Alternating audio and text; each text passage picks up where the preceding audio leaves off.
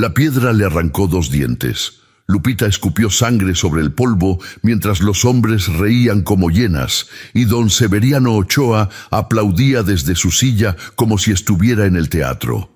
«Otra vez», ordenó el hacendado, y sus guardias agarraron la silla de ruedas de la niña para hacerla girar mientras le tiraban más piedras. Lupita no gritó. Ya había aprendido que gritar solo los hacía reír más fuerte.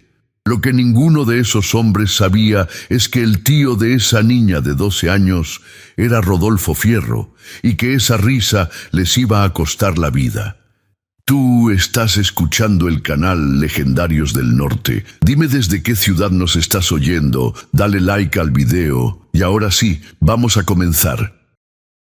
En ese momento, en el patio de la hacienda La Providencia, bajo el sol que convertía el desierto de Chihuahua en un horno de Dios, Lupita Fierro solo era una niña rota intentando sobrevivir un día más. Don Severiano se levantó de su silla con esfuerzo, la panza enorme temblando bajo la camisa de lino fino, empapada en sudor, y caminó hasta donde la niña estaba sangrando. Se agachó, le agarró la cara con una mano gorda llena de anillos de oro y la obligó a mirarlo. «¿Sabes por qué hago esto, escuincla?», preguntó con voz suave, casi tierna, como si le estuviera enseñando una lección importante. «Porque puedo. Porque en estas tierras yo soy la ley, yo soy Dios, y tú no eres nada más que una limosnerita tullida que come mis sobras». Escupió en el suelo, junto a la rueda de la silla. «Y porque tu tío, ese perro de Rodolfo Fierro, necesita aprender que no puede andar haciendo su revolución de muertos de hambre sin que haya consecuencias. ¿Crees que no sé quién eres? Llevo 3 semanas esperando que ese cobarde venga por ti, pero parece que no le importas tanto como pensaba». Lupita cerró los ojos. Las lágrimas le quemaban las mejillas donde la piedra había abierto la piel, mezclándose con la sangre que le salía de la boca. Don Severiano tenía razón en una cosa. Llevaba 3 semanas ahí. 3 semanas desde que las guardias blancas del hacendado habían llegado al rancho donde vivía con sus padres, buscando información sobre los movimientos villistas. Su padre, un hombre callado que nunca se metía en política, había intentado protegerla cuando los guardias empezaron a registrar la casa. «Déjenla, es solo una niña», había dicho, poniéndose delante de la silla de ruedas. Don Severiano, que comandaba personalmente esa expedición, había sacado su pistola y le había disparado en la cara sin decir una palabra, como quien mata a un perro que ladra demasiado. El cuerpo de su padre cayó sobre ella, todavía caliente, la sangre empapándole el vestido. Su madre, la hermana menor de Rodolfo Fierro, había gritado y se había lanzado contra el hacendado con las manos desnudas. Don Severiano la golpeó con la cacha de la pistola 1, 2, 3 veces, hasta que ella dejó de moverse y quedó tirada en el suelo de tierra, respirando de forma irregular, la cara convertida en una máscara de sangre. «Llévense a la tullida», había ordenado el hacendado, limpiándose las manos en un pañuelo bordado. «Su tío va a querer recuperarla, y cuando venga vamos a estar esperándolo». Pero Fierro no había venido. Lupita lo entendía, en cierta forma. Su tío era lugarteniente de Pancho Villa. Tenía responsabilidades, una guerra que pelear, cientos de hombres bajo su mando. ¿Cómo iba a abandonar todo eso por una sobrina que apenas conocía? La madre de Lupita se había alejado de la familia años atrás, cuando se casó con un hombre que no quería saber nada de revoluciones ni violencia. Rodolfo Fierro solo había visto a Lupita 2 veces en su vida, la última cuando ella tenía 6 años. ¿Por qué vendría ahora? Don Severiano soltó la cara de la niña con desprecio y se enderezó, las rodillas tronando con el esfuerzo. «Mañana vas a bailar para nosotros otra vez», dijo, y los hombres que lo rodeaban volvieron a reír, esa risa que Lupita había aprendido a odiar más que el dolor, más que el hambre, más que todo. Y si tu tío no aparece pronto, a lo mejor te mando con él en pedazos, una pierna por semana. Total, ya no te sirven para nada. Los guardias arrastraron la silla de ruedas hacia el cobertizo, donde la mantenían encerrada. Un cuartucho de adobe sin ventanas que olía a orines y a desesperanza. La noche cayó sobre la Providencia, como cae siempre sobre el desierto del norte. Rápida, fría, sin piedad. Lupita estaba acostada en el jergón de paja podrida que le servía de cama, mirando las vigas del techo donde las arañas tejían sus trampas. Podía escuchar a los guardias afuera, emborrachándose con sotol barato, contando historias de las cosas que le habían hecho a revolucionarios capturados, a mujeres, a niños. Se reían igual que se habían reído de ella. Lupita tocó con la lengua el hueco donde habían estado sus dientes. Le dolía, pero ya no le importaba el dolor. El dolor era lo único constante en su vida desde hacía 3 semanas.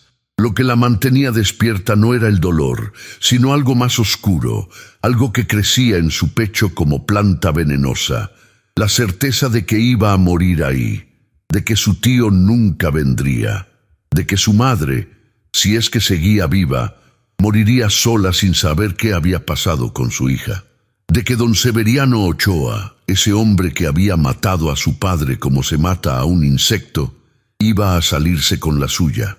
Otra vez, como siempre, porque los ricos siempre se salían con la suya, porque en el mundo no había justicia para la gente como ella. Pero a 120 kilómetros al norte, en ese mismo momento, un arriero llamado Don Esteban Salas cabalgaba como si lo persiguiera el demonio. Había pasado por la Providencia 2 días atrás, llevando mulas cargadas de mercancía hacia Chihuahua. Había visto lo que don Severiano le hacía a esa niña en el patio. Había visto las piedras, la sangre, la risa. Y había visto también la cara de la niña, esa resignación terrible de quien ya no espera nada de nadie. Don Esteban era hombre viejo, había visto muchas cosas malas en sus 60 años de arriero, pero eso había sido diferente.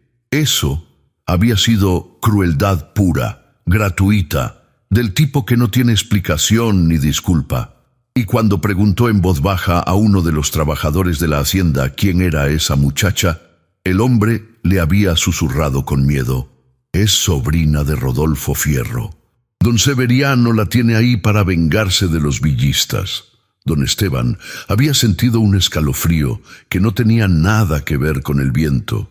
Conocía la reputación de Rodolfo Fierro. Todo el norte conocía esa reputación. Si Fierro se enteraba de lo que le estaban haciendo a su sobrina, si Pancho Villa se enteraba. Don Esteban no era hombre valiente, nunca lo había sido, pero había cosas que no se podían dejar pasar. Había cosas que si las veías y no hacías nada, te perseguían en los sueños hasta el día de tu muerte. Así que cambió su ruta, descargó las mulas en el primer pueblo que encontró, y cabalgó hacia el norte sin parar, hacia donde había escuchado que Villa y su gente estaban acampados. Los dorados de Villa lo detuvieron antes de que llegara al campamento. 3 hombres a caballo salieron del mezquital con los rifles levantados, las caras ocultas bajo sombreros anchos y paliacates polvorientos. «¿Quién anda ahí?», gritó uno. «Don Esteban Salas Arriero», respondió con las manos arriba. «Vengo a hablar con el general Villa. Traigo noticias importantes». Los dorados se miraron entre ellos. «¿Qué tipo de noticias?». «De las que solo puedo decirle a él», contestó don Esteban, y había algo en su voz, una urgencia, que hizo que los hombres bajaran los rifles. Lo llevaron al campamento, una colección de tiendas improvisadas y fogatas entre los álamos de un arroyo seco. Había tal vez 100 hombres ahí, todos armados hasta los dientes, todos con esa mirada dura de quien ha visto y hecho cosas terribles. Lo llevaron hasta una fogata más grande que las otras, donde 2 hombres estaban sentados sobre zarapes, limpiando sus armas. Uno de ellos era Pancho Villa. Don Esteban lo reconoció inmediatamente, aunque nunca lo había visto en persona. Esa presencia, esa forma de ocupar el espacio, como si el aire mismo se tensara a su alrededor. El otro hombre era más joven, más delgado, con ojos claros que contrastaban con la piel quemada por el sol. Rodolfo Fierro. Don Esteban tragó saliva. «Mi general», dijo quitándose el sombrero, «tengo que contarle algo. Es sobre una niña en la hacienda La Providencia». Fierro levantó la vista de su rifle. Por un segundo, solo un segundo, don Esteban vio algo pasar por esos ojos claros. Algo que lo hizo querer retroceder. «¿Qué niña?», preguntó Fierro con voz peligrosamente suave. Don Esteban respiró hondo. No había vuelta atrás. Una niña en silla de ruedas, como de 12 años. Don Severiano Ochoa la tiene prisionera. La está torturando, mi general. Le tiran piedras, la obligan a arrastrarse por el suelo, La voz se le quebró. Le hacen cosas que no se le hacen ni a un animal. Y escuché que es sobrina suya. El silencio que siguió fue absoluto. Hasta los grillos parecieron callarse. Fierro se puso de pie lentamente, el rifle todavía en las manos. «¿Cómo se llama?». Su voz no tenía emoción, pero sus nudillos estaban blancos de apretar el arma. «Lupita, creo. Lupita Fierro». Rodolfo Fierro dejó caer el rifle. El metal golpeó contra las piedras con un sonido seco que hizo que todos los hombres alrededor de la fogata se tensaran. Villa conocía esa mirada. La había visto antes, en Torreón, cuando un federal había torturado a un niño villista frente a su madre. Fierro había matado a ese hombre con las manos desnudas y después había llorado como criatura. «¿Dónde está mi hermana?», preguntó Fierro, y su voz era apenas un susurro, pero todos lo escucharon perfectamente en el silencio. Don Esteban dio un paso atrás sin darse cuenta. «No sé, mi general, solo vi a la niña. Pregunté y me dijeron que la madre que don Severiano la había golpeado muy feo. No sé si...». No pudo terminar. Fierro ya estaba caminando hacia donde estaban los caballos, con esa determinación ciega de un hombre que ha dejado de pensar y solo actúa. Villa se levantó de un salto. «¡Rodolfo!». Fierro no se detuvo. Siguió caminando. Empezó a ensillar a Lucero, su caballo negro con movimientos mecánicos. «Rodolfo, espera». Villa llegó hasta él. Le puso una mano en el hombro. Fierro se volteó y Villa vio algo en sus ojos que nunca había visto antes. Miedo. No miedo a morir, que eso Fierro no conocía, sino miedo a llegar tarde. Miedo a que su hermana ya estuviera muerta. Miedo a que esa niña que apenas recordaba estuviera sufriendo por su culpa. «Tengo que ir», dijo Fierro. «Tengo que traerla de vuelta, Pancho. Es mi sangre». Su voz se quebró en la última palabra. Villa apretó el hombro de su amigo, su hermano de armas, el hombre que había estado con él desde el principio. «Lo sé, y vamos a ir, pero no solo. Y no ahora, en la oscuridad, sin plan, sin saber qué nos espera». Fierro negó con la cabeza, volvió a la silla, siguió ajustando las correas. «No hay tiempo para planes. Cada minuto que paso aquí es un minuto más que ella sufre. Tú no tienes que venir. Esto es mío».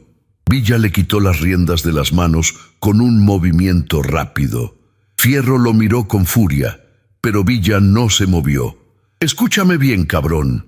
Esa niña es tu sobrina, sí, pero don Severiano Ochoa no es un problema tuyo. Es un problema de todos nosotros. Ese hijo de puta lleva años matando revolucionarios, torturando campesinos, haciendo lo que le da la gana porque tiene dinero y guardias. ¿Crees que eres el único que tiene cuentas con él?». Villa señaló hacia el campamento, donde los dorados los observaban en silencio. «Media docena de estos hombres tienen familia que Ochoa ha lastimado.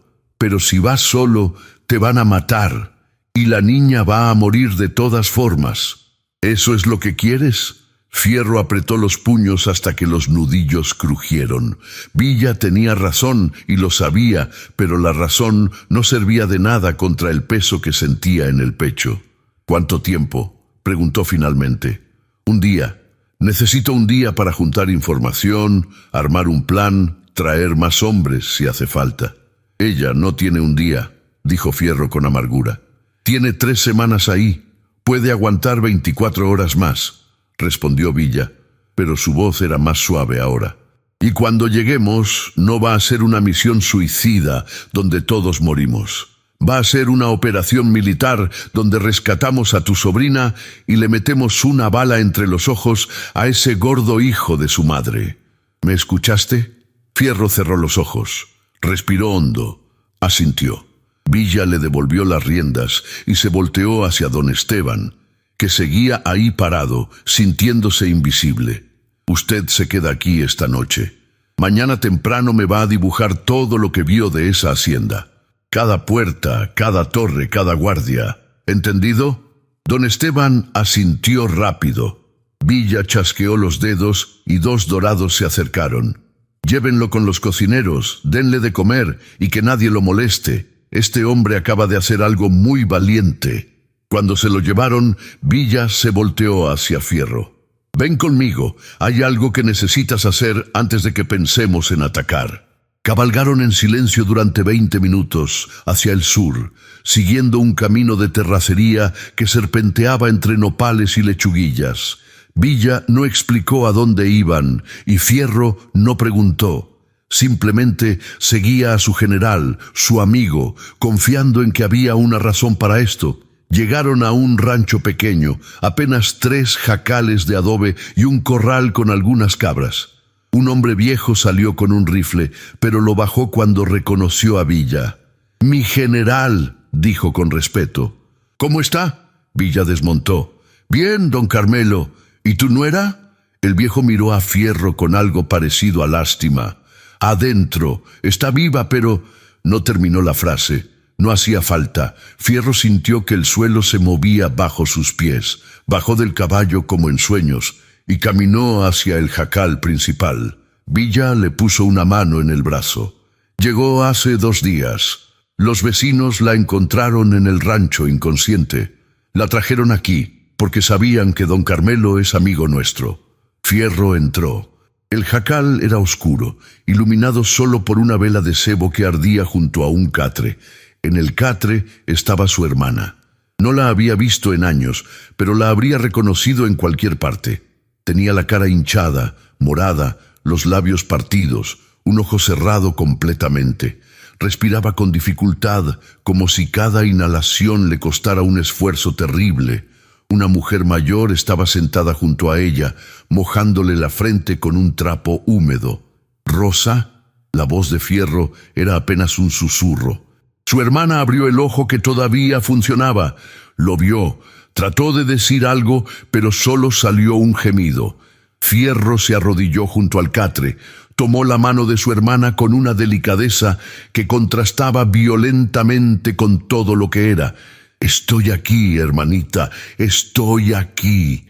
Rosa apretó su mano con una fuerza sorprendente. Sus labios se movieron formando una palabra: «Lupita». Las lágrimas corrieron por las mejillas de Fierro sin que pudiera detenerlas. «Voy a traerla de vuelta.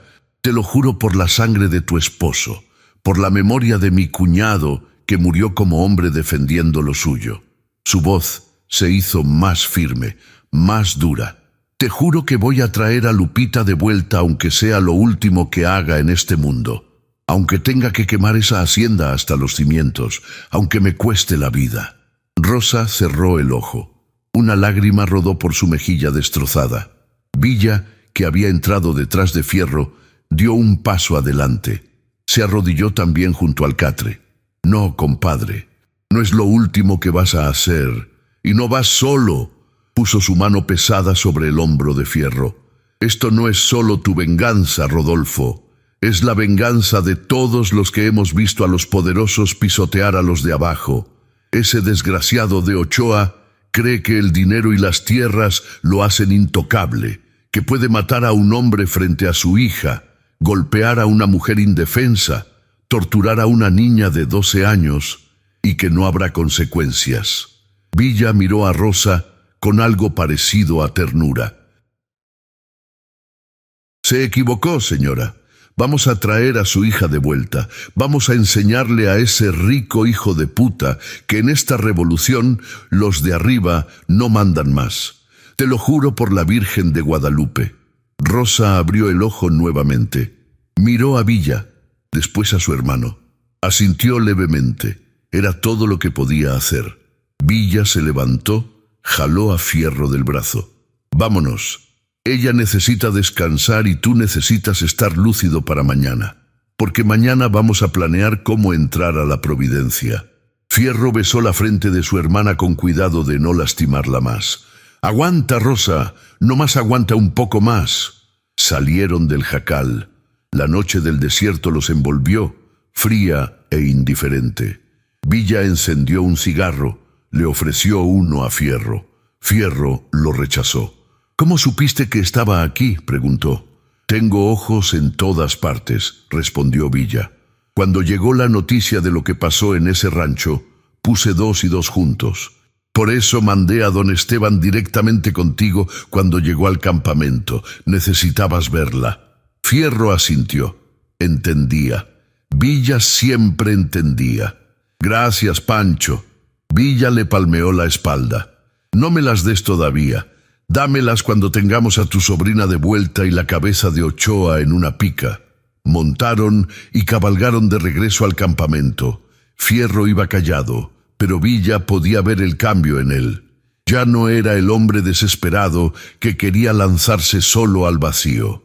Ahora era el Rodolfo Fierro de siempre, frío, calculador, letal, el hombre que los federales llamaban el carnicero. Y don Severiano Ochoa estaba a punto de descubrir por qué. El amanecer encontró a Pancho Villa agachado sobre un dibujo en la tierra, rodeado de sus mejores hombres. Don Esteban Salas estaba arrodillado junto a él, trazando líneas con un palo mientras hablaba. «La hacienda está aquí, mi general, en medio de un valle abierto. Muros de adobe de 4 metros, reforzados con piedra. 3 torres de vigilancia, una en cada esquina frontal y otra atrás, donde está el pozo». Marcó 3 círculos en el dibujo. En las torres frontales tienen ametralladoras de esas Maxim grandes. Las vi bien porque estaban apuntando al camino principal. Un murmullo recorrió el grupo. Las ametralladoras Maxim podían disparar 600 tiros por minuto. 2 de esas bestias podían detener a un regimiento entero. Villa se rascó la barba. «¿Cuántos guardias viste?» «Muchos, mi general. Conté como 30 en el turno de día, pero había más adentro. El capataz de la hacienda me dijo que don Severiano tiene 105 hombres armados. Dice que le paga bien, que muchos son exfederales que pelearon contra ustedes en el norte». Fierro, que estaba de pie detrás de Villa con los brazos cruzados, escupió en el suelo. «Traidores, perros que pelean por quien les dé un hueso». Villa levantó una mano pidiendo silencio. «¿Y la niña? ¿Dónde la tienen?». Don Esteban señaló un punto en el dibujo al lado izquierdo del patio central. «En un cobertizo aquí. La sacan durante el día para hacer lo que hacen. En la noche la encierran ahí. Hay un guardia en la puerta, a veces 2». Villa estudió el dibujo en silencio. Los hombres esperaban. Todos sabían que lo que venía era una de esas decisiones que separaban a los buenos líderes de los muertos. Finalmente, Villa se enderezó. «¿Cuántos hombres tenemos aquí?», preguntó. «90, mi general», respondió un dorado llamado Jacinto el Tuerto, un veterano de Zacatecas con media cara quemada por pólvora. «Algunos están en patrullas, pero los podemos traer». «No hay tiempo», dijo Villa. 90 van a tener que ser suficientes». El Tuerto frunció el ceño. «Mi general, son 105 guardias bien armadas, con ametralladoras en posición fortificada. Nosotros somos 90. Si atacamos de frente, esas Maxim nos van a cortar como maíz antes de que lleguemos a los muros». Otros hombres asintieron. No era cobardía, era matemática militar básica. Villa miró a Fierro. Los ojos de su lugarteniente ardían con esa intensidad peligrosa que todos conocían. «¿Qué piensas, Rodolfo?». Fierro estudió el dibujo por un largo momento. Cuando habló, Su voz era fría como el acero. El tuerto tiene razón. De frente es suicidio, pero no vamos a ir de frente. Se arrodilló junto al dibujo, borró una parte con la mano. Don Esteban, ¿qué hay al norte de la hacienda? Del otro lado, donde no apuntan las ametralladoras. Don Esteban pensó. Hay un barranco, mi general, con piedras grandes, lechuguillas, terreno feo. Por eso no hay camino de ese lado, por eso las torres no apuntan para allá. Fierro miró a Villa. En los ojos de ambos pasó un entendimiento sin palabras. Puro pedregal, dijo Fierro. Difícil de escalar, pero no imposible. Y si llegamos por ahí antes del amanecer, en silencio, las ametralladoras están apuntando al sur, esperando que vengamos por el camino, continuó Villa, empezando a ver el plan. No pueden girarlas rápido. Si tomamos la torre del norte primero, si la volteamos contra ellos, les disparamos con su propia arma. Terminó Fierro con una sonrisa sin humor. El tuerto negó con la cabeza. Es arriesgado. Ese barranco es traicionero de noche. Un hombre se cae, hace ruido y nos descubren. Perdemos el elemento sorpresa y quedamos atrapados en terreno abierto. Por eso, solo van los mejores, dijo Fierro. 20 hombres, los que mejor se muevan en la oscuridad. Escalamos el barranco en silencio absoluto. Llegamos a la torre norte antes del amanecer. Matamos a los guardias a cuchillo sin disparar. Tomamos la ametralladora. Villa asintió, completando la estrategia. Cuando Rodolfo empiece a disparar la Maxim desde la torre norte, ahí es cuando el resto atacamos por el frente. La confusión va a ser nuestro mejor aliado. La mitad de los guardias van a correr hacia donde está disparando Fierro, dejando el frente débil. Entramos, buscamos a la niña, capturamos a Ochoa. El tuerto seguía escéptico. ¿Y si algo sale mal? ¿Y si los descubren antes de llegar a la torre? ¿Y si hay más guardias de los que pensamos? Entonces, improvisamos, dijo Villa simplemente. Pero no vamos a sentarnos aquí, dejando que ese gordo hijo de puta siga torturando a una niña de 12 años, porque el plan no es perfecto. Ningún plan es perfecto. Lo que tenemos es coraje, sorpresa y razón suficiente para pelear. Miró alrededor del círculo de hombres. Ese cabrón de Ochoa cree que es intocable. Cree que porque tiene dinero y guardias puede hacer lo que quiera. Cree que nosotros, los revolucionarios, somos cobardes que nos escondemos en las montañas. Vamos a enseñarle que se equivocó. Vamos a enseñarle que mientras quede un solo hombre con sangre en las venas, dispuesto a pelear por lo que es justo, ningún rico va a poder aplastar al pobre sin consecuencias. La voz de Villa se elevó, no gritando, pero con ese poder que hacía que los hombres quisieran seguirlo hasta el infierno. Esta no es solo la familia de Fierro, es nuestra familia, porque todos nosotros hemos visto lo mismo. Todos hemos perdido a alguien a manos de hombres como Ochoa. Esta revolución es por eso, por las Lupitas de este mundo, por los padres que mueren defendiendo a sus hijas, por las madres golpeadas hasta quedar medio muertas. Si no peleamos por ella, ¿por quién vamos a pelear? El silencio que siguió era del tipo que precede a las decisiones importantes. Entonces el tuerto se puso de pie. Está bien, mi general, yo voy, pero si vamos a hacer esto, hagámoslo bien. Necesitamos los mejores 20 para ese barranco. Y necesito que todos entiendan que si alguien hace ruido, si alguien nos delata antes de tiempo, nos van a matar a todos. Villa sonrió. Por eso tú vas a liderar esos 20, tuerto, porque eres el más gruñón y el que más miedo les da a todos. Risas nerviosas. El tuerto gruñó algo, pero asintió. Fierro dio un paso adelante. Yo también voy en ese grupo. Villa lo miró. Rodolfo, no es negociable, Pancho. Es mi sobrina. Voy. Villa sabía cuándo pelear sus batallas y cuándo dejar que el destino hablara. Asintió. Está bien. Tú, el tuerto y 18 más. Escogen ustedes a quiénes. Yo dirijo el ataque frontal con el resto. Nos movemos esta noche. Llegamos a posiciones antes de medianoche. Esperamos. A las 4 de la mañana, Fierro y su grupo empiezan a escalar el barranco. A las 5, cuando ya esté clareando, pero antes de que salga el sol, inician el ataque a la torre.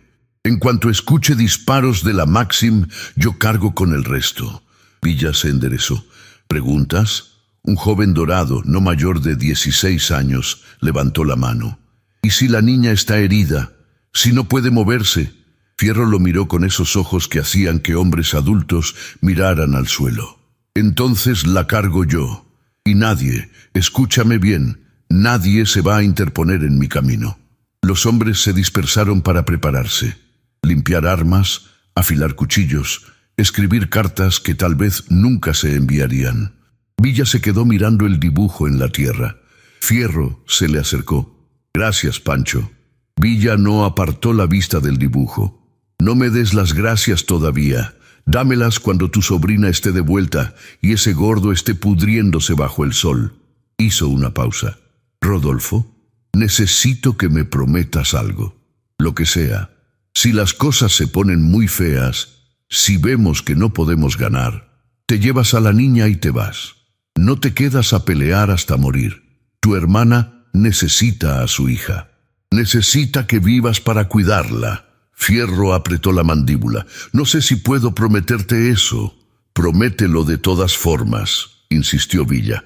Porque si te matan tratando de ser héroe, esa niña va a quedar huérfana otra vez. Y tu hermana va a perder a su hija y a su hermano el mismo día. ¿Eso es lo que quieres? Fierro cerró los ojos. Está bien, te lo prometo. Villa le dio una palmada en el hombro. Bien, ahora ve a descansar un poco. Va a ser una noche larga. Fierro se alejó. Villa se quedó solo, mirando el dibujo de la hacienda La Providencia. En su mente ya veía cómo iba a desarrollarse la batalla. Veía los movimientos, las posibilidades, los errores que podrían costarles todo. Pero también veía algo más. La cara de una niña de 12 años que había perdido a su padre, que tal vez había perdido a su madre, que estaba sola en la oscuridad esperando que alguien viniera. Y Pancho Villa, el centauro del norte, el hombre que había derrotado a generales federales y tomado ciudades enteras, sintió algo que no sentía muy seguido: miedo de fallar. Pero el miedo no lo iba a detener. Nunca lo había detenido. La oscuridad antes del amanecer es la más negra que existe. No hay luna, no hay estrellas, solo el vacío absoluto que precede al nacimiento del día. En esa oscuridad, 20 hombres escalaban un barranco que ninguna persona cuerda intentaría subir de día, mucho menos de noche. Rodolfo Fierro iba adelante, sus manos encontrando agarres en la piedra por puro instinto, sus botas buscando apoyo entre las lechuguillas que podían atravesar cuero como si fuera papel.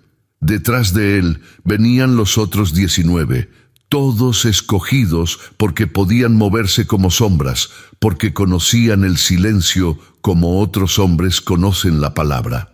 El tuerto iba último, cuidando que nadie se quedara atrás, que nadie cayera, que nadie hiciera ese ruido que los delataría a todos. Les había tomado 2 horas escalar lo que en terreno plano habrían caminado en 20 minutos.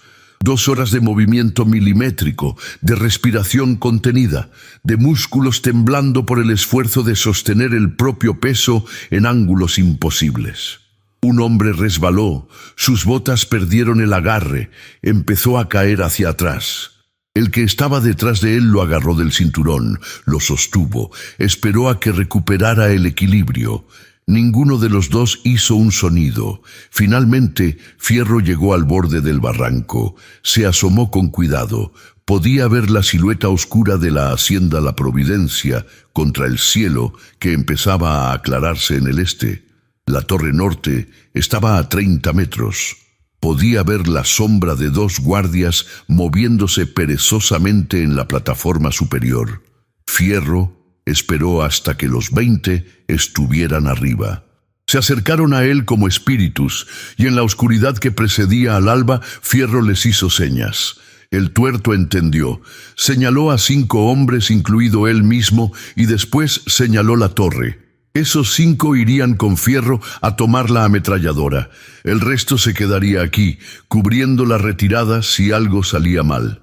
Fierro sacó su cuchillo, una hoja larga que había quitado de un federal muerto en Torreón. Los otros 5 hicieron lo mismo.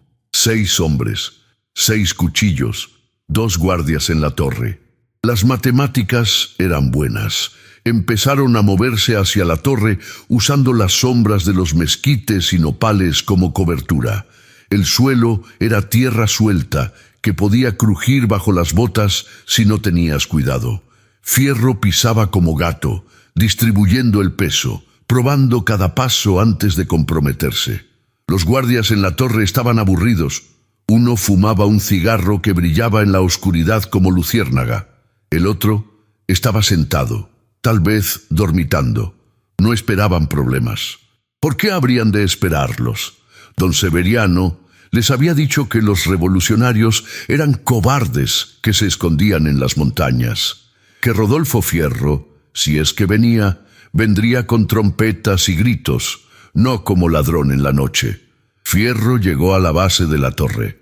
Era una estructura de madera reforzada con adobe, con una escalera externa que subía en zigzag. El guardia que fumaba estaba directamente arriba. El otro estaba del lado opuesto de la plataforma. Fierro empezó a subir.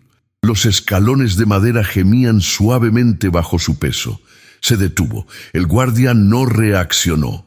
Siguió fumando, mirando hacia el sur, hacia donde estaba el camino principal, donde esperaba que vinieran los problemas. Fierro subió otro escalón, otro. Podía escuchar al guardia respirar, podía oler el humo del tabaco barato. 3 escalones más. El guardia se volteó, tal vez sintiendo algo, un cambio en el aire, un instinto primitivo que gritaba peligro. Vio a Fierro subiendo hacia él. Abrió la boca para gritar. Fierro se lanzó hacia arriba cubriendo los últimos 3 escalones en un solo movimiento. Su mano izquierda agarró la garganta del guardia, aplastando el grito antes de que naciera. Su mano derecha enterró el cuchillo en el costado del hombre, buscando el corazón, encontrándolo. El guardia se sacudió una vez, 2 veces, y se quedó quieto. Fierro lo sostuvo mientras moría, bajándolo suavemente para que no cayera y alertara al otro. El segundo guardia había escuchado algo. Se levantó, caminó hacia donde estaba su compañero. «Ramírez, ¿qué pasó con tu...?» Vio el cuerpo, vio a Fierro, alcanzó a abrir la boca. El tuerto, que había subido detrás de Fierro, le lanzó su cuchillo con la precisión de años de práctica. La hoja se enterró en el cuello del guardia. El hombre cayó hacia atrás, golpeó contra la ametralladora Maxim con un ruido metálico que resonó en la quietud preamanecer. Fierro y el tuerto se quedaron congelados. Esperaron. Alguien había escuchado. 5 segundos, 10, 20, nada. La hacienda seguía dormida. Los otros 4 dorados subieron a la torre. Fierro fue directamente a la ametralladora. Era una Maxim británica, del tipo que los federales compraban a los ingleses. Conocía estas armas. Las había usado, las había robado, las había volteado contra sus antiguos dueños docenas de veces. Revisó la cinta de municiones. Estaba llena, 300 cartuchos, tal vez más. Suficiente para convertir esta torre en el lugar más peligroso de la hacienda. Giró la ametralladora en su montura, apuntándola hacia el interior de la Providencia, hacia donde estaban los edificios principales, donde dormían los guardias, donde don Severiano Ochoa descansaba en su cama lujosa sin saber que la muerte había llegado a su puerta. El cielo en el este estaba cambiando de negro a gris oscuro. Faltaban tal vez 10 minutos para el amanecer. Fierro miró hacia el sur, hacia donde Villa y el resto de los dorados estaban esperando su señal. Puso las manos en la ametralladora, sintió el metal frío bajo sus palmas. Esperó. Los minutos se arrastraban como años. El cielo seguía aclarando. Fierro podía ver ahora los detalles de la hacienda, el patio central, el cobertizo donde tenían a Lupita, las otras dos torres con sus ametralladoras apuntando al sur, los barracones donde dormían los guardias, la casa grande donde Ochoa roncaba feliz. El primer rayo de sol tocó la punta de la torre sur. El amanecer había llegado. Fierro respiró hondo. «Que Dios me perdone por lo que voy a hacer», susurró, y apretó el gatillo. La ametralladora Maxim cobró vida con un rugido que desgarró el silencio del amanecer como un cuchillo abriendo una herida. 600 disparos por minuto, 10 balas por segundo. Fierro barrió el cañón de izquierda a derecha. Las balas, trazando líneas de muerte a través del patio, atravesando las paredes de adobe de los barracones, encontrando carne humana todavía dormida. Los gritos empezaron casi inmediatamente. Hombres saliendo de los barracones a medio vestir, algunos sangrando ya de las balas que los habían encontrado en sus camas, todos confundidos, todos gritando, nadie sabiendo de dónde venían los disparos. Fierro siguió disparando, metódico, frío, vaciando la furia de 3 semanas en esa ametralladora, por su hermana, por su cuñado, por Lupita. El plan estaba funcionando. Las guardias corrían hacia la torre norte, hacia donde estaba Fierro, tratando de entender cómo era posible que su propia ametralladora los estuviera matando. Las otras 2 torres giraban sus armas, tratando de apuntar a Fierro, pero el ángulo era malo. Los muros de la propia hacienda bloqueaban su línea de fuego. Y entonces, desde el sur, llegó el sonido que Fierro había estado esperando. El grito de guerra de Pancho Villa y 70 dorados cargando hacia las puertas principales. Don Severiano Ochoa se despertó con el sonido de disparos y gritos. Se levantó de su cama, la camisa de dormir empapada en sudor, el corazón latiendo como tambor de guerra. «¿Qué está pasando?», gritó, pero no había nadie para responderle. Sus sirvientes habían huido. Corrió hacia la ventana, la abrió, miró hacia el patio. Lo que vio lo heló hasta el alma. El patio era un matadero, cuerpos por todas partes, sus guardias corriendo en todas direcciones como pollos sin cabeza. Y desde la torre norte, su propia ametralladora estaba disparando contra su propia gente. Desde el sur, podía ver jinetes entrando por las puertas que alguien había abierto desde adentro, las puertas que se suponía que estaban trancadas, que estaban guardadas, que eran impenetrables. Los jinetes disparaban sus rifles y pistolas, gritaban como demonios, y al frente de todos, montado en un caballo café que parecía volar sobre el suelo, iba un hombre con sombrero grande y bigote negro. Ochoa lo reconoció inmediatamente de las fotografías que los federales distribuían. Pancho Villa, el centauro del norte, había venido a su hacienda. Y de repente, don Severiano Ochoa entendió que todo su dinero, todo su poder, todas sus guardias no significaban absolutamente nada. Corrió hacia su escritorio, buscando su pistola, pero sus manos temblaban tanto que se le cayó. Se arrodilló a recogerla. Escuchó pasos en el corredor, muchos pasos, voces gritando: «¡Busquen al gordo! ¡Busquen a Ochoa!». Don Severiano se metió debajo del escritorio como niño, escondiéndose del coco, abrazando su pistola, rezando a un Dios en el que no había creído en años. Afuera, la batalla seguía, pero ya estaba decidida. No había sido una batalla, había sido una masacre. Rodolfo Fierro bajó de la torre antes de que terminara el tiroteo. La ametralladora había hecho su trabajo, la batalla estaba ganada, pero lo único que le importaba ahora era encontrar a Lupita. Corrió a través del patio esquivando cuerpos y charcos de sangre, su pistola en la mano derecha, los ojos buscando frenéticamente el cobertizo que don Esteban había señalado en el dibujo. Ahí, al lado izquierdo del patio, una puerta de madera con un candado. Fierro le disparó al candado. La puerta se abrió de golpe. Dentro estaba oscuro, olía a orines y a sufrimiento. ¿Lupita? Su voz sonó más suave de lo que había sonado en años, casi rota. No hubo respuesta. Fierro entró.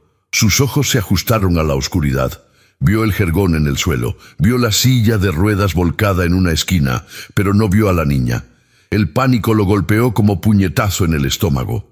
¡Lupita!, gritó ahora, sin importarle quién lo escuchara. Salió del cobertizo, giró en círculos, buscando.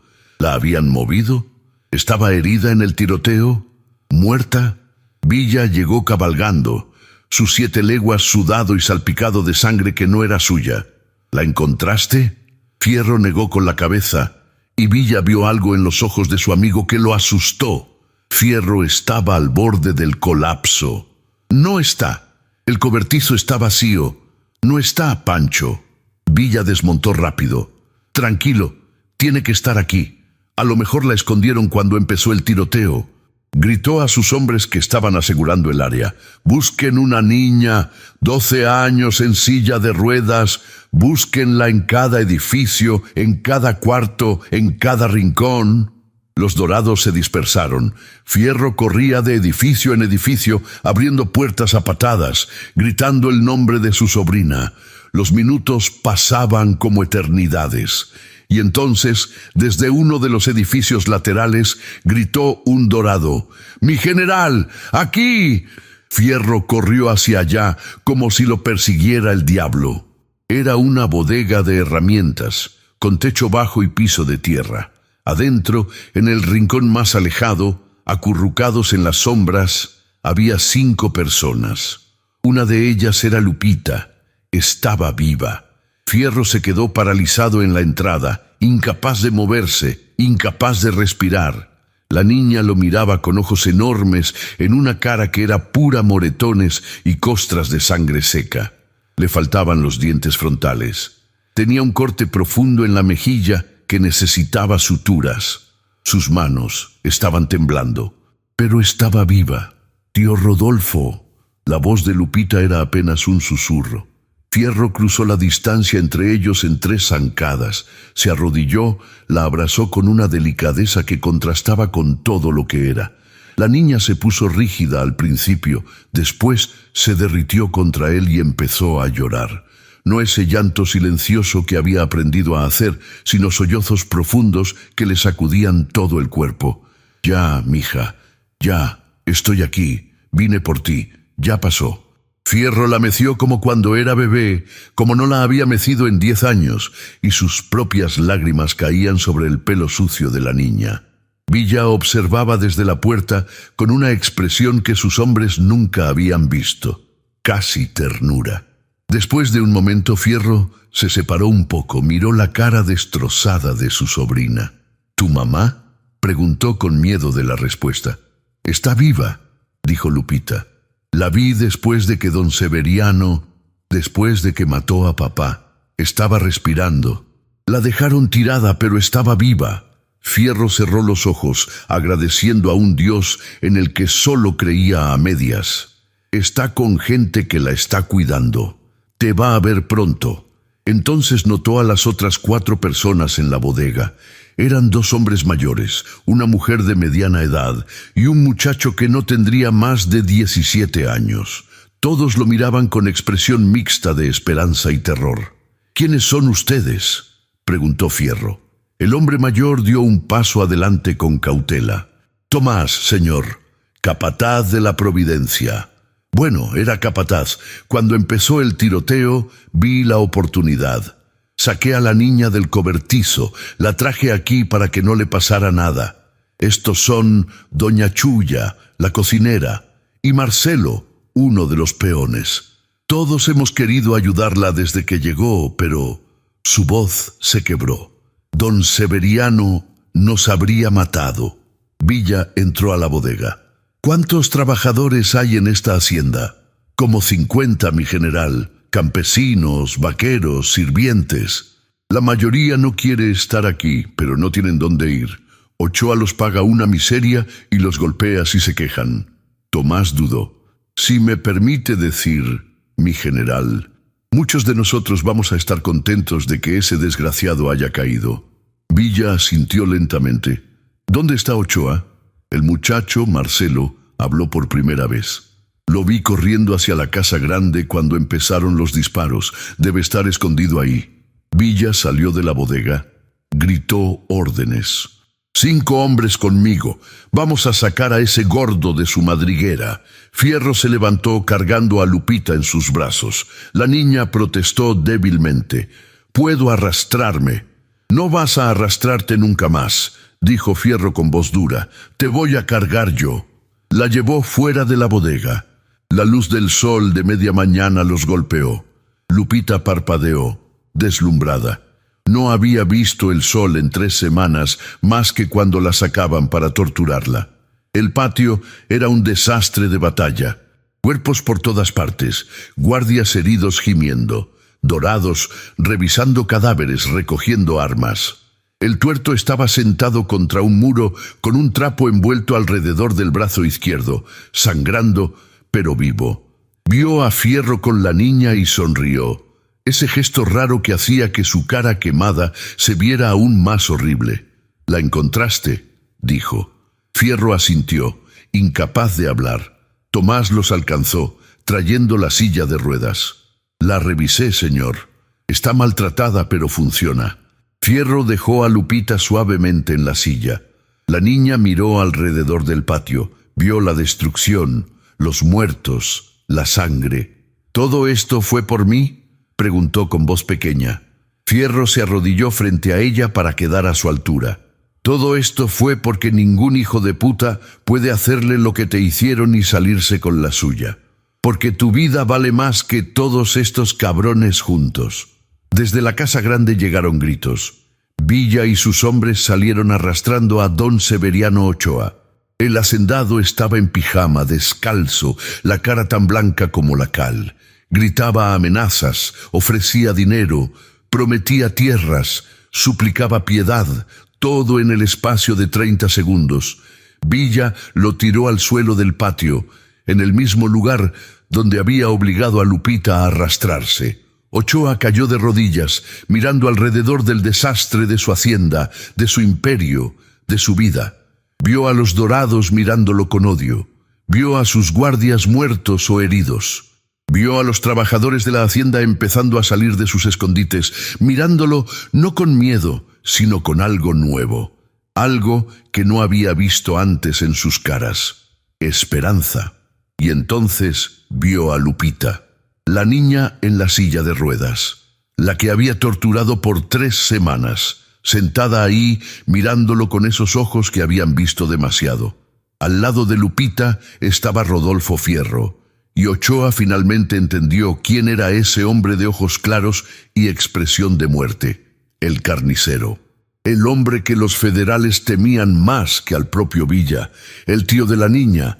Ochoa empezó a rezar en voz alta, palabras atropellándose con palabras, lágrimas y mocos corriendo por su cara. Villa lo agarró del pelo, lo obligó a mirar a Lupita. «¿Ves a esa niña? Le quitaste a su padre, casi matas a su madre, la torturaste día tras día porque te divertía, porque creías que tu dinero te hacía intocable».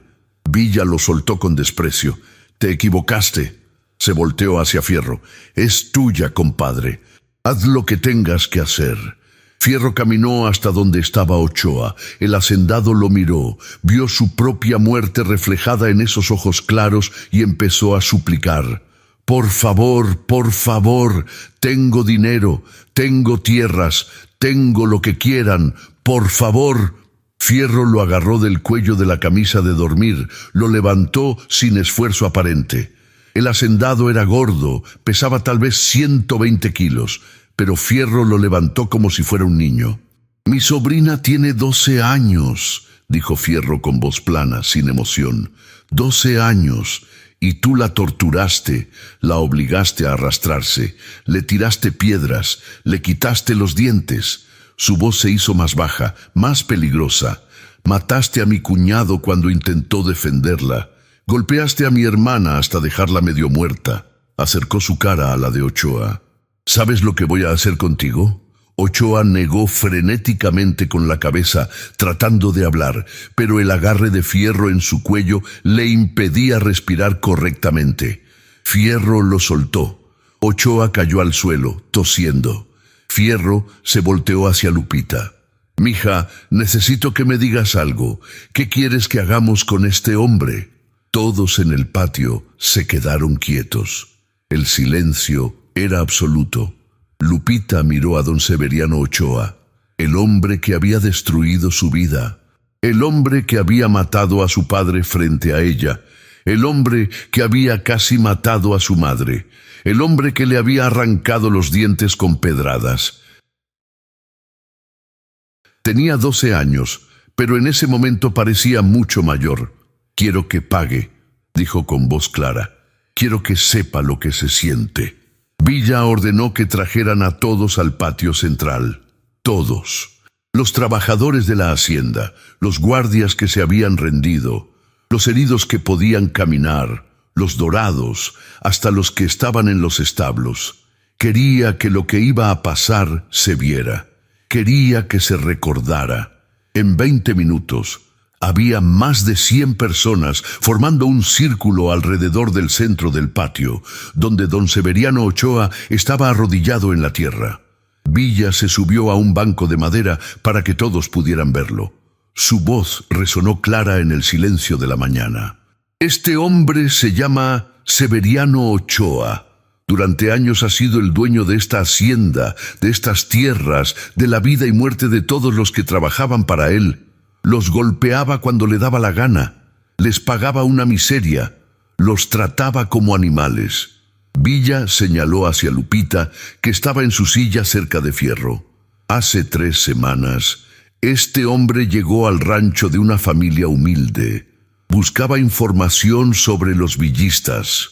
El padre de esa niña, un hombre que nunca se había metido en la guerra, trató de proteger a su hija. Don Severiano le disparó en la cara sin decir una palabra. Después golpeó a la madre hasta dejarla medio muerta y se llevó a la niña». La voz de Villa se elevó. «Una niña de 12 años, una niña que no puede caminar, y durante 3 semanas la tuvo aquí, torturándola, obligándola a arrastrarse por el suelo como animal, tirándole piedras mientras sus hombres se reían». Murmullo de indignación entre los trabajadores. Algunos de los guardias capturados miraban al suelo, incapaces de sostener las miradas de odio.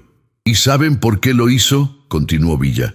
«Porque podía, porque creía que su dinero, sus tierras, su apellido lo ponían por encima de la ley. Porque creía que los pobres no somos gente, que puede aplastarnos como insectos y nadie va a hacer nada». Villa hizo una pausa, dejando que sus palabras penetraran. Se equivocó. Bajó del banco. Caminó hasta donde estaba Ochoa.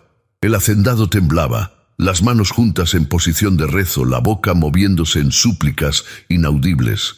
«Esta revolución no es por tierras», dijo Villa, y ahora su voz era más suave, pero de alguna forma más aterradora. «No es por poder, es por esto. Por las Lupitas de este mundo, por los padres que mueren defendiendo a sus hijas, por las madres golpeadas, por toda la gente que ha vivido bajo el yugo de hombres como tú, creyendo que nunca habría justicia». Se volteó hacia la multitud. «Hoy va a haber justicia», hizo una seña. 2 dorados agarraron a Ochoa de los brazos, lo pusieron de pie. El hacendado intentó resistirse, pero sus piernas apenas lo sostenían. Villa miró a Lupita. «Mija, dijiste que querías que pagara, que querías que supiera lo que se siente. ¿Qué es lo que te hizo?». Lupita tragó saliva. Su voz temblaba, pero era clara. «Me quitó mi silla. Me obligó a arrastrarme por el suelo mientras me tiraban piedras. Se reía mientras yo lloraba». Villa asintió. Se volteó hacia Ochoa. «Entonces eso es lo que va a pasar contigo». Le arrancó la camisa de dormir de un tirón, dejando al hacendado medio desnudo frente a todos. Ochoa gimió de humillación, trató de cubrirse. Villa le dio una cachetada que resonó como disparo. «¡Quieto! Los Dorados lo arrastraron hasta el centro del patio, lo tiraron al suelo.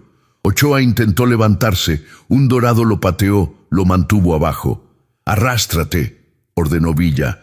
«Como la hiciste arrastrarse a ella». Ochoa negó con la cabeza, sollozando. «Por favor, no, por favor». Fierro se adelantó, sacó su pistola, le disparó al suelo a centímetros de la cabeza de Ochoa. El hacendado gritó: «Arrástrate, o la siguiente no falla». Don Severiano Ochoa, que había ordenado muertes, que había torturado, que se había creído Dios en su pequeño imperio, empezó a arrastrarse por el suelo de su propio patio. Sus manos gordas buscaban tracción en la tierra, su panza arrastrándose como la de un gusano, dejando un rastro de sudor y lágrimas. Los trabajadores de la hacienda miraban en silencio, algunos con satisfacción, otros con horror, todos con la certeza de estar presenciando algo que cambiaría sus vidas para siempre. Ochoa se arrastró 3 metros, 4, 5. Villa caminaba junto a él. Le tiraban piedras, ¿verdad? Para ver cómo se movía la silla, se agachó, recogió una piedra del tamaño de un huevo, la sopesó. Así la lanzó. Golpeó a Ochoa en la espalda. El hacendado gritó, pero siguió arrastrándose porque la alternativa era peor. Villa recogió otra piedra, se la dio a Lupita. La niña la tomó con manos temblorosas. Miró la piedra, miró al hombre que le había destruido la vida. Miró a su tío, que asintió levemente. Lupita lanzó la piedra. No era un tiro fuerte, no tenía la fuerza para eso, pero golpeó a Ochoa en el hombro. El hacendado gimió. Lupita sintió algo oscuro y satisfactorio en su pecho. No era alegría, era algo más complejo, más triste, era justicia. Villa empezó a repartir piedras a los trabajadores, a los Dorados, a todos los que habían sufrido bajo Ochoa. «Uno cada uno», dijo, «que sepa lo que se siente». Las piedras empezaron a llover sobre don Severiano Ochoa. No todas al mismo tiempo, sino una por una, cada una con su propia historia de dolor, cada una un año de salarios robados, de golpizas, de humillaciones. Ochoa seguía arrastrándose, sangrando ahora, llorando, rogando. Nadie lo escuchaba.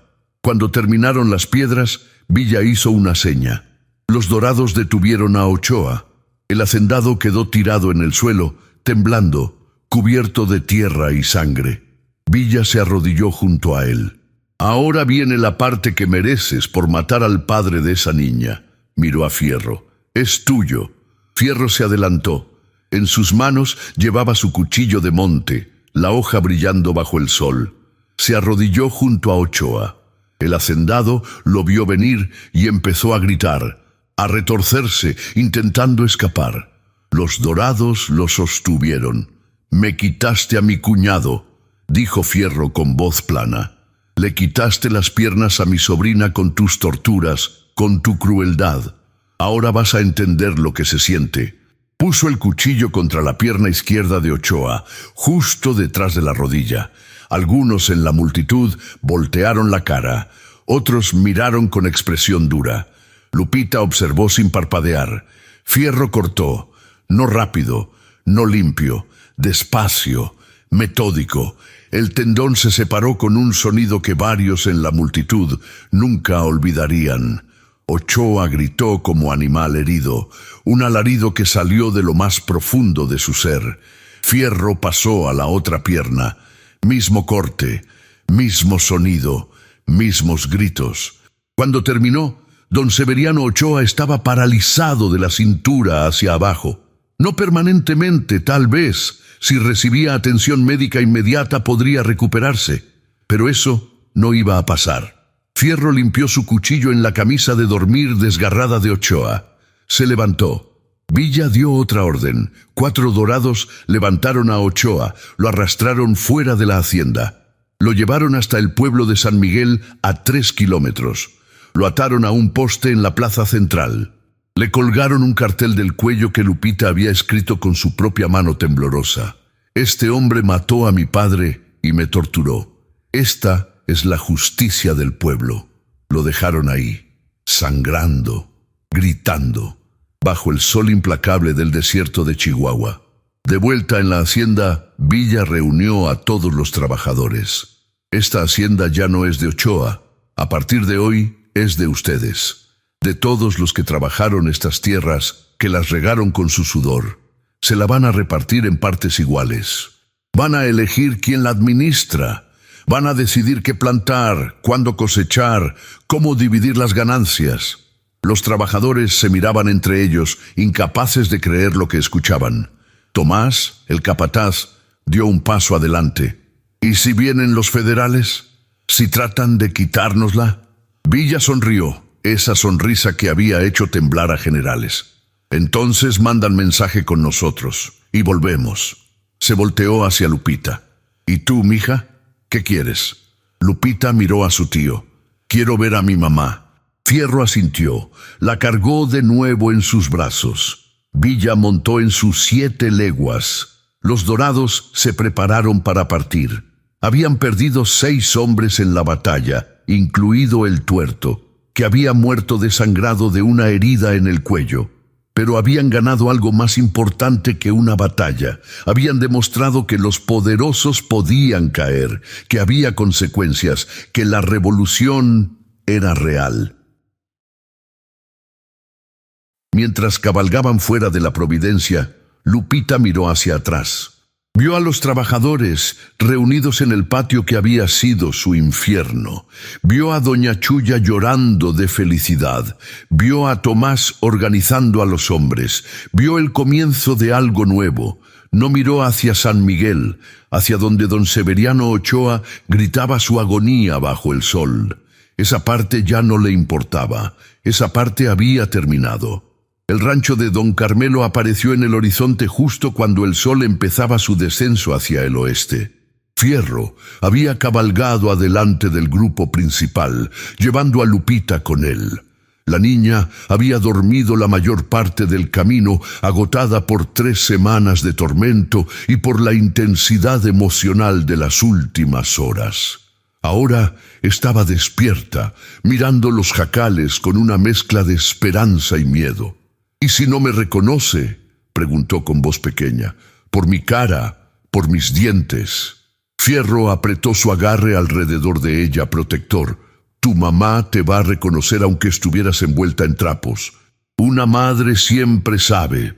Llegaron al jacal.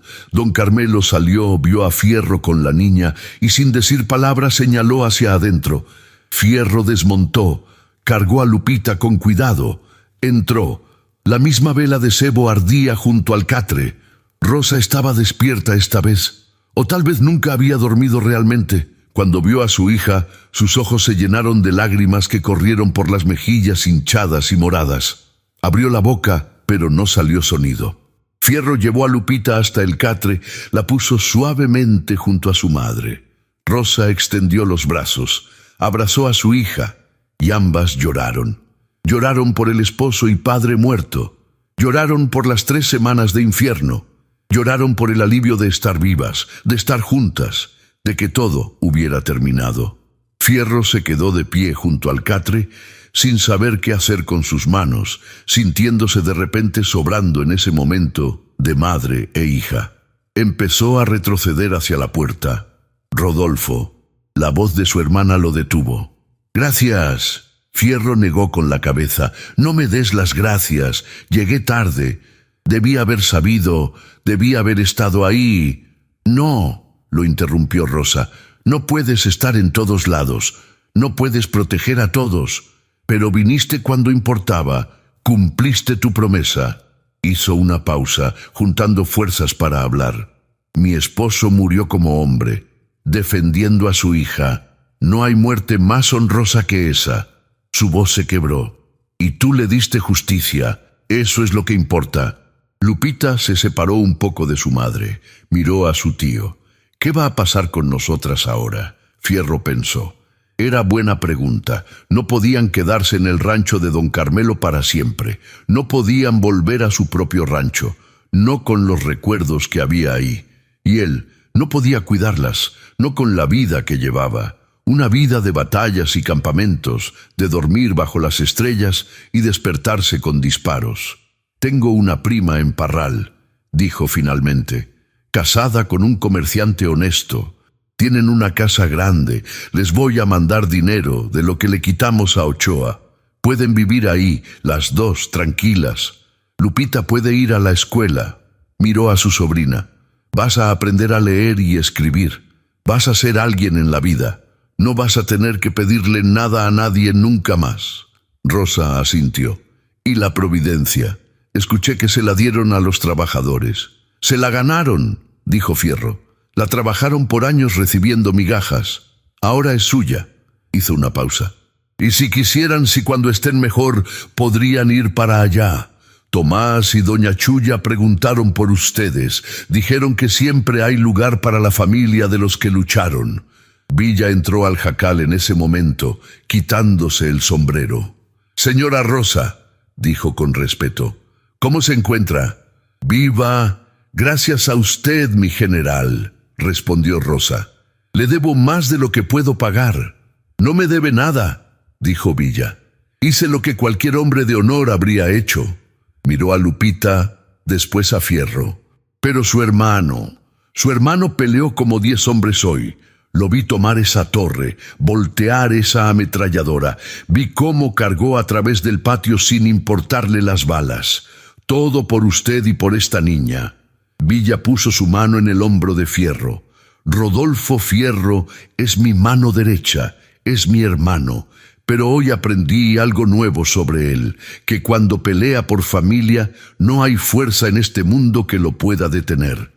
Fierro miró al suelo, incómodo con el elogio. Villa sonrió. Tenemos que seguir, compadre. Hay noticias de federales moviéndose cerca de Torreón. Pero tú te quedas aquí esta noche. Te quedas con tu hermana y tu sobrina. Mañana nos alcanzas. Fierro asintió, agradecido. Villa se despidió de Rosa y Lupita. Salió del jacal. El sol ya estaba tocando el horizonte, pintando el desierto de dorados y rojos. Fierro se sentó en el suelo junto al catre, la espalda contra la pared de adobe. Rosa y Lupita se acomodaron, madre e hija entrelazadas, finalmente seguras, finalmente en paz. Tío Rodolfo, dijo Lupita después de un largo silencio. ¿Sí, mija? ¿Don Severiano está muerto? Fierro consideró mentir, pero decidió que la niña merecía la verdad. Probablemente. Lo dejamos en la plaza de San Miguel, con lo que le hice a sus piernas, con el sol, con la sed. No va a durar mucho. Lupita asintió. No dijo nada por un momento. Después, ¿está mal que no me sienta triste por eso? Fierro la miró. No, mija, no está mal. Ese hombre tomó decisiones, eligió ser cruel, eligió matar a tu papá, eligió torturarte. Y las decisiones tienen consecuencias. A veces esas consecuencias son terribles, pero son justas. ¿La revolución es siempre así?, preguntó Lupita. ¿Tan sangrienta? A veces, admitió Fierro. La justicia no siempre es bonita, pero es necesaria. Porque si hombres como Ochoa nunca pagan por lo que hacen, entonces no hay esperanza para gente como nosotros, para gente como tu papá, que solo quería vivir en paz y criar a su hija. Rosa acarició el pelo de Lupita. Tu papá estaría orgulloso de ti, mijita, de lo valiente que fuiste, de cómo sobreviviste. ¿De verdad? ¿De verdad? La noche cayó sobre el rancho. Don Carmelo trajo comida, frijoles, tortillas calientes, café. Fierro comió en silencio mientras Rosa ayudaba a Lupita, que tenía dificultad para masticar con los dientes rotos. Después, cuando las dos mujeres se durmieron, Fierro salió del jacal. Las estrellas brillaban en el cielo negro del desierto, millones de puntos de luz fría e indiferente. Fierro encendió un cigarro, algo que rara vez hacía, y miró hacia el sur, hacia donde San Miguel brillaba tenuemente en la distancia. Se preguntó si Ochoa ya estaba muerto. Se preguntó si importaba. Pensó en su cuñado, un hombre que apenas conocía pero que había muerto con honor. Pensó en su hermana, golpeada pero no rota. Pensó en Lupita, que había sobrevivido un infierno que habría destruido a adultos. Pensó en los 6 dorados que habían muerto hoy, incluido el tuerto, hombres que habían dado sus vidas por una niña que no conocían simplemente porque era lo correcto. La puerta del jacal se abrió. Lupita estaba ahí, en su silla, empujándose con las manos. ¿No puedes dormir?, preguntó Fierro. No quería dormir, dijo Lupita. Quería agradecerte por venir, por cumplir tu promesa. Fierro se arrodilló frente a ella. No tienes que agradecer nada, mija. Eres familia. Pero casi no nos conocemos, dijo Lupita. Mamá dice que solo me viste 2 veces cuando era chica. No importa cuántas veces te haya visto, dijo Fierro. Eres mi sobrina, eres mi sangre, y nadie lastima mi sangre sin pagar. La abrazó. Y ahora nos vamos a conocer mejor. Voy a visitarlas en Parral cuando pueda. Voy a ver cómo creces, cómo vas a la escuela, cómo te conviertes en una mujer fuerte. ¿Prometes? Lo prometo. Y Rodolfo Fierro, el hombre al que llamaban el carnicero, el hombre que había matado a más federales de los que podía contar, sintió algo parecido a paz. Al día siguiente, en la plaza de San Miguel, los vecinos encontraron a don Severiano Ochoa muerto, atado al poste, los ojos abiertos, mirando al sol que lo había matado lentamente. Nadie lloró, nadie lo bajó hasta el mediodía, y cuando finalmente lo hicieron, lo enterraron sin ceremonia en una fosa sin nombre en el cementerio del pueblo.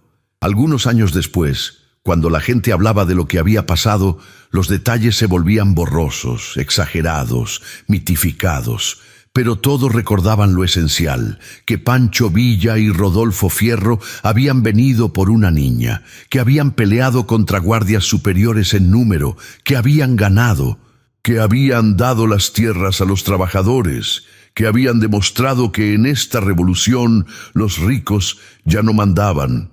Y en Parral, Lupita Fierro creció, aprendió a leer y escribir, se convirtió en maestra. Nunca olvidó las 3 semanas de infierno en la Providencia, pero tampoco dejó que esas 3 semanas definieran toda su vida. Se casó con un hombre bueno que la amaba. Tuvo hijos.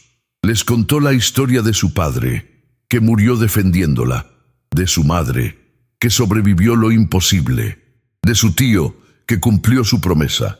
Y a veces, en las noches claras, cuando el viento del norte soplaba sobre el desierto, juraba poder escuchar el eco de cascos de caballos, y sabía que su tío Rodolfo seguía ahí afuera, peleando por gente que no podía pelear por sí misma, porque eso era lo que significaba la revolución. Como dicen en el norte, sangre llama sangre, pero también llama justicia. Acabas de escuchar el canal Legendarios del Norte y ahora en tu pantalla tienes la próxima historia. Haz clic en ella y nos veremos del otro lado. Pero si quieres, puedes dejar tus comentarios sobre esta increíble historia y luego volver al final del video para seguir escuchando la próxima jornada. Gracias por tu audiencia en el canal Legendarios del Norte.